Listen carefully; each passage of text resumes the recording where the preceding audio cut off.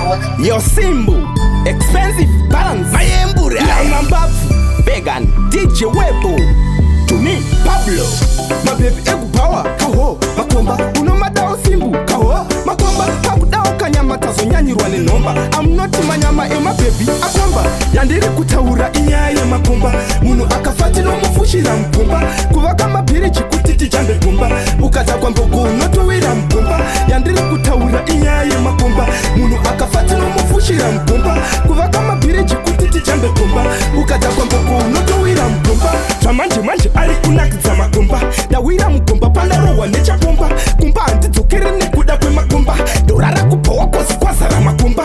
Nyamambafu ipoto inobikwa makomba. City sports komba rengo marine makomba. Timba ukute chibaki chinoda makomba. Danieli akawira munere shumba komba. Yandiri kutaura inyaye makomba. Munu akafati no mufushira mkomba. Kuwa kama piri chikutiti jambe komba. Ukaza kwa mbogo noto wira mkomba. Yandiri kutaura inyaye makomba. Munu akafati no mufushira mkomba. Kuwa kama piri chikutiti jambe komba. Ukaza kwa mbogo noto wira mkomba.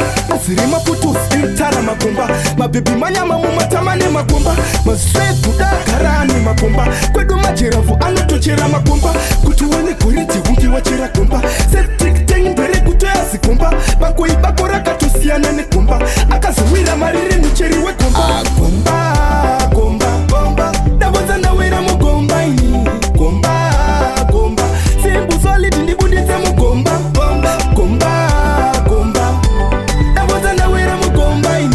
Komba, komba. Wezirangu ndibudite mugomba. Komba. Tamanje manje ari kunakiza makomba.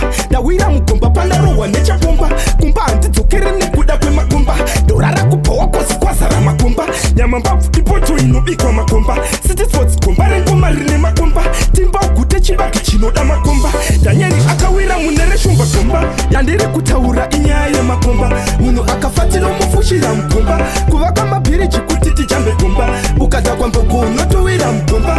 Yandiri kutaura inyaye makomba. Munu akafati no mufushira mkomba. Kuwa kama piri chikutiti jambe komba. Ukaza kwa mbogo noto wira mkomba. Asirima putus intara makomba. Mabibi manyama mumatamane makomba. Maswetu da karani makomba. Kwedu majirafu anotochera makomba. Kutuwane kuriti hungi wachera komba.